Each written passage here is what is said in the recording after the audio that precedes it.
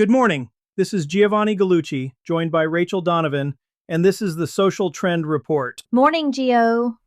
Rolled in, dusty, and half a tank down, which is about the right condition for a Tuesday out here. Good week for it. Today, why the calm person on camera is quietly beating the loud one, why the machine answering questions about your business just became your real front page, and a brand new front row that opened up on a platform nobody was watching for it. So Kendall pulled a thread I keep noticing and hadn't put words to. The high-energy talking head, the one shouting the hook in the first half second, is losing watch-through to the person who slows down. Measured is beating manic now. Which is a bigger deal than it sounds, because for 5 years the whole coaching industry taught the exact opposite. Hook hard, cut fast, never let them breathe. Right, you've 3 seconds. Everybody's got that tattooed on their editing timeline. And it worked right up until everybody did it. Now the feed is a wall of people yelling the same 3-second hook, and the nervous system reads all of it as one long commercial. The second something sounds like a pitch, the thumb keeps moving. Calm is the pattern break now, because calm is the one thing a salesman can't fake. Push on that, because plenty of people listening have been told energy is what carries a flat topic. Energy carries a flat topic for about 8 seconds. After that, it's just noise with good lighting. What actually holds somebody is the sense that the person talking knows the thing cold and isn't worried about losing you. That's what slow reads as. Not low energy, certainty. The expert doesn't rush because the expert isn't afraid you'll leave. So how does an operator tell the difference between calm and just, boring? That's the real question, because there's a bad version of this. Calm isn't monotone and it isn't slow for the sake of slow. Calm is specific. You lower the volume and you raise the detail. The boring version lowers the volume and says nothing. Watch the difference. Here's how we source this, said fast and vague, dies. This case came in at $41 and I still bought it, here's why, said slow and flat, lands. The second one has a number and a decision in it. The pace only works when there's something real sitting underneath it. And where's this showing up hardest? Anywhere the buyer is deciding whether to trust you with money or time. Service providers, operators, anybody selling expertise. The manic register signals commodity. The measured register signals the person you actually want in the room. And here's the part that should make a small operator happy. You can't buy your way into calm. A brand with a media budget can outproduce you every day of the week, but they can't out-certain you about your own shop. That part's yours, and it isn't for sale. Okay, 3 things to do with that this week. 1. Take your last video and cut the first 2 seconds off the front, the part where you're performing the hook. Start on the second sentence, the one where you actually say something, and watch what it does to how long people stay. 2. Record the same 45-second explainer twice, once at your normal pace, once about 20% slower with one extra concrete detail dropped in. Post the slow one, keep the fast one, and compare the hold rate next week. 3. Pick the one number, name, or decision you're a little afraid to say out loud on camera, and build the next post around saying exactly that, quietly. Specificity at low volume is the whole formula. Second one. And Travis flagged 2 stories from the same morning that I think are actually one story. Google's now signaling it'll treat thin, AI-generated content as a demotion, and separately, a Google AI overview told people a bakery, Anna Mae's, was closing on the 31st. It wasn't. The owner had to scramble to unwind it. Those are the same story wearing 2 coats. The machine is now standing between you and the person looking for you, and it's doing 2 jobs at once. It's deciding whether your stuff is worth showing, and it's summarizing who you're to people who never reach your page. So the AI answer is the first thing a customer sees, not your site. For a growing slice of searches, yes. Somebody asks the assistant about you, the assistant answers from whatever it scraped, and the person forms an opinion before they land anywhere you control. When it gets you right, wonderful.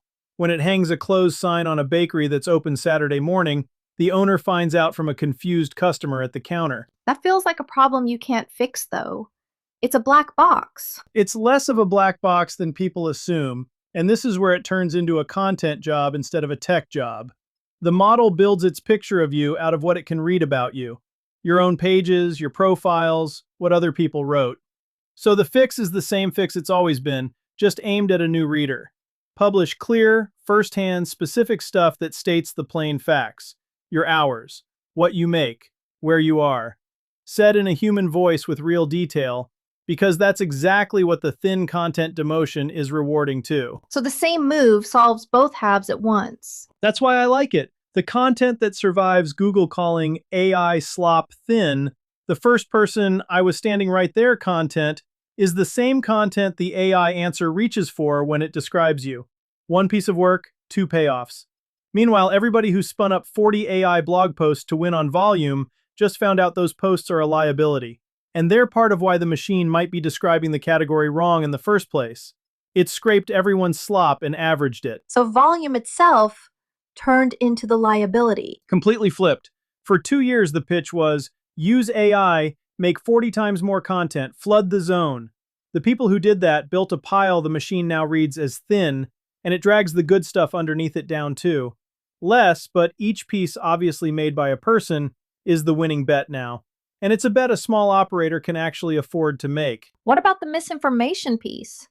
If the machine says you're closed, what do you actually do about it? You monitor and you feed. Once a week, ask the big assistants about your own brand the way a stranger would, and read what comes back. If it's wrong, go fix the sources it's pulling from. Your profile, your site, wherever the bad fact is living. You can't argue with the model, you can only clean up what it reads. Treat that correction like a piece of content you owe the customer, because that's what it is. Give me the trap on this one. Deciding the answer is to block the AI crawlers out of spite. Some brands are doing that right now to protect their content, and they're quietly deleting themselves from the answers people ask first.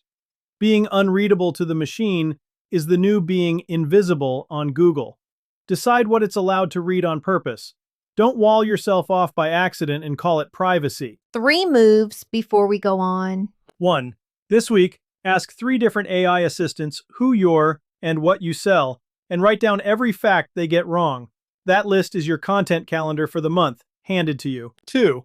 Take your single most important page and rewrite the top of it in plain, first-hand language a person would actually say out loud.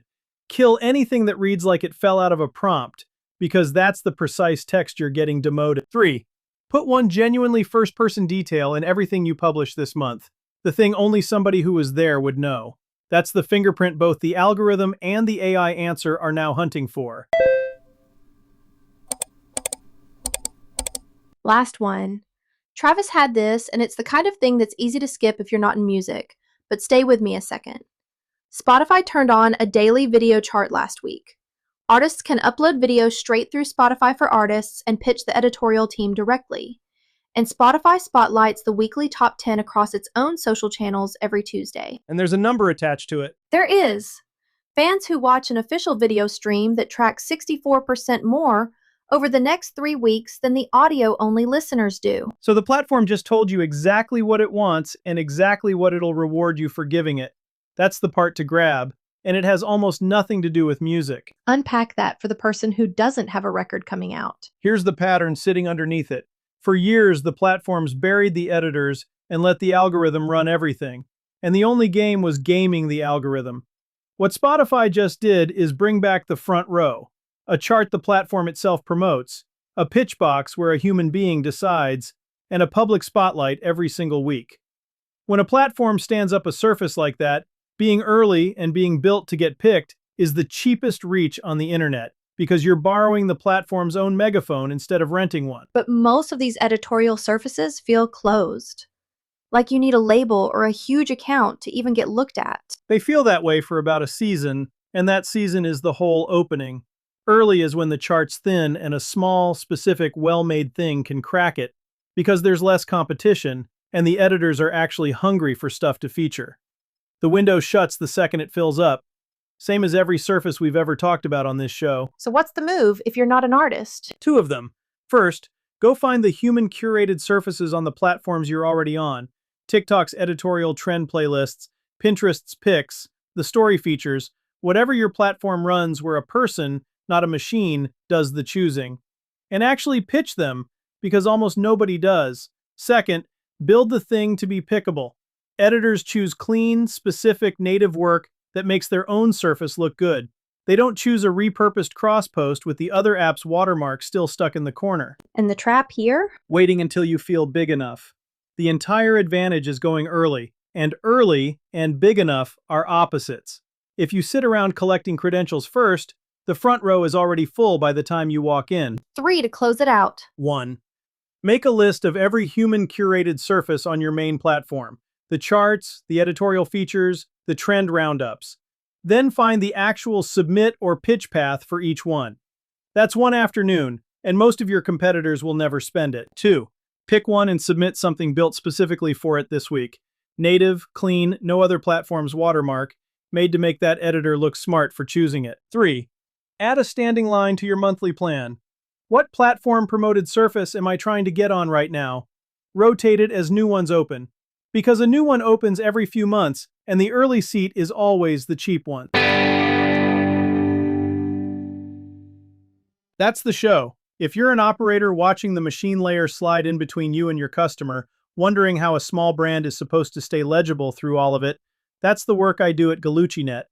Organic social strategy for the brand that has to outthink the big one, because it's never going to outspend it. Bring me your account. Find me at gallucci.net or DM at gallucci.net on Instagram or LinkedIn. Talk next week.